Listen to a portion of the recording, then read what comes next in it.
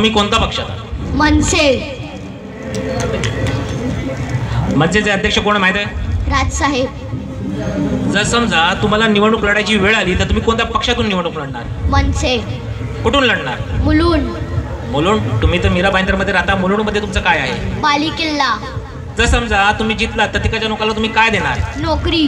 आणि जर तुमच्या माणसाला नोकरीला ठेवायला नाही सांगितलं तर तुम्ही काय करणार? मोर्चा काढणार.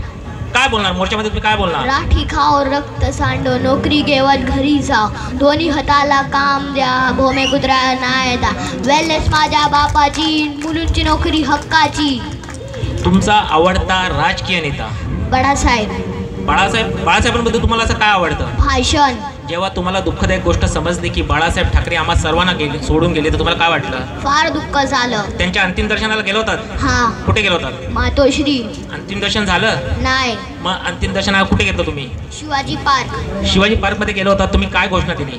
मुंबई आमच्या साहेबांची, नाही कोणाच्या बापाची, एक साहेब बाळासाहेब बाळासाहेब, परत्या परत्या बाळासाहेब परत्या. बाळासाहेबांना तुम्ही आखरीचा निरोप काय दिला? शर्वाना नडलो पर शर्वाना बिडलो, पर साहेब आम्ही यमापुढे हरलो.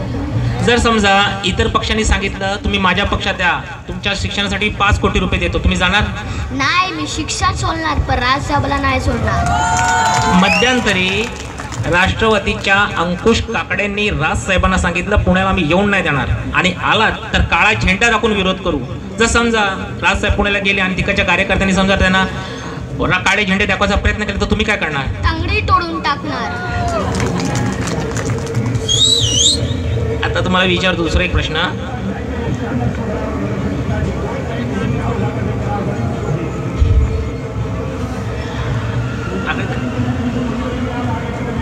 आता मध्यंतरी तुमच्या काही कार्यकर्त्यांनी तोडफोड केली, बरोबर? तर आता सरकारने सांगितलं त्याला भरून देतो, तुम्ही भरून देणार? घंटा 1 रुपया पण नाही देणार. समजा आता राजसाहेबांना तुम्ही भेटलात तर राजसाहेबांच्या वाढदिवसाच्या दिवशी राजसाहेबांसाठी तुम्ही काय घेऊन जाणार? तुळशीचा हार. तुळशीचा हार का? तुळशीचा हार का? साहेब माझ्यासाठी विठ्ठल आहे. राजसाहेब विठ्ठल आहे तर मग राजसाहेबांच्या पत्नी कोण आहे तुमच्यासाठी? महासाहेब. महासाहेब आहे. जर समजा तुम्हाला राजसाहेबांनी समजा, आता माझा एक शेवटचा प्रश्न विचारतो तुम्हाला, का मी जास्त विचारणार नाही, तुम्हाला शेवटचं विचारतो. राजसाहेबांचा तुम्ही भेटलात आणि राजसाहेबांनी तुम्हाला आदेश दिला भाषण द्या, तर तुम्ही काय भाषण देणार? उभं राहून तुम्ही सांगू शकता? 2 मिनिटं फक्त. एक त्याच्या अगोदर एक मला प्रश्न विचारता, तुम्ही नंतर 1 मिनिट तुम्हाला विचारतो. तुम्हाला राजसाहेबांकडे तुम्ही मध्ये राजसाहेबांना भेटायला गेला होता, बरोबर? तर राजसाहेबांना तुम्ही भेटला आणि राजसाहेबांनी विचारलं तुम्हाला मनसेमध्ये कोणतं पद पाहिजे, तर कोणतं पद मागणार तुम्ही? गुजराती सेनाध्यक्ष.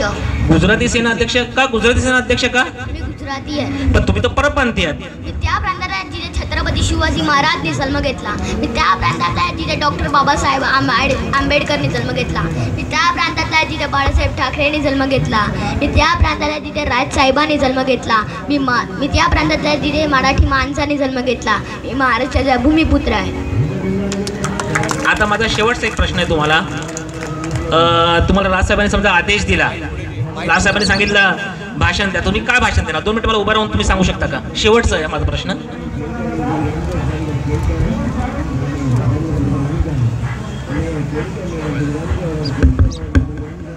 जमलेला माझ्या तमाम मराठी बांधव आणि बहिणी मातानो, श्रीमान सुनील पटेल तुमच्या समक्ष तुमच्या साक्षीला सांगतो, यदा परत कधी वंशाचा कोणताही कार्यक्रम वाटायला लागला तर हात पाय टोलशिवाय जाणार नाही.